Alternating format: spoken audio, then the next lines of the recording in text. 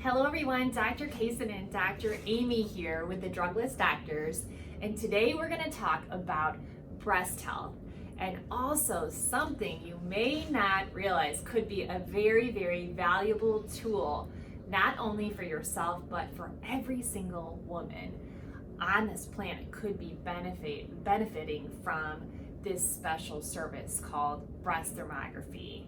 So I know, Dr. Aimee, we had some questions that came in regards to thermography. We do. I know that Dr. Casen has been doing breast thermography in our office for a long time now, and so a lot of people are asking us, I've never heard of breast thermography, so what is it all about? What can it do for me? What's the process look like? What's the technology? What is it happening? Yes, great question. And thermography, I know I do this here in our Westlake office, and this is one of my favorite services that we provide. And what's really amazing about your breast health is your breasts are a representation of your whole body. So this is like a thumbprint of everything else going on in your body. And what's really amazing about thermography is it's a temperature assessment of the breast.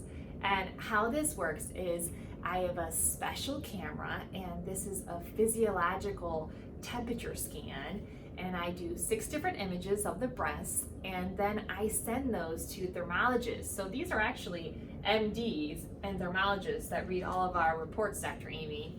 And then they come back with a report, and we sit down and we review your findings.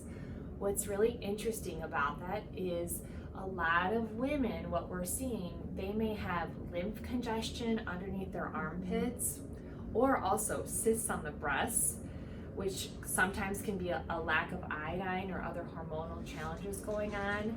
What I love about thermography is there's no radiation and there's no compression, Dr. Aimee, so there's no squishing of the breast. It's very simple, painless, and it only takes a couple of minutes for me to do in our practice and in our office. And I know women love doing this service. As early as 25, a woman can do breast thermography in her office. Well, I know that one of the main concerns with breast health is, of course, breast cancer.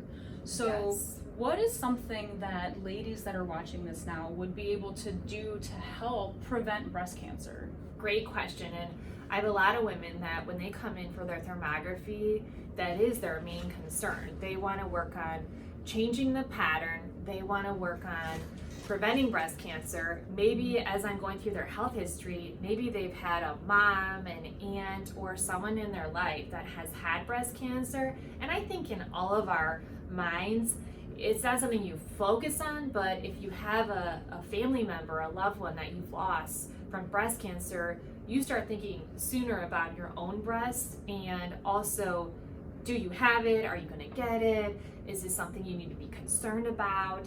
And number one, I share with all women, you really want to work on staying away from sugar, because the cancer, it feeds on sugar and it will cause inflammation.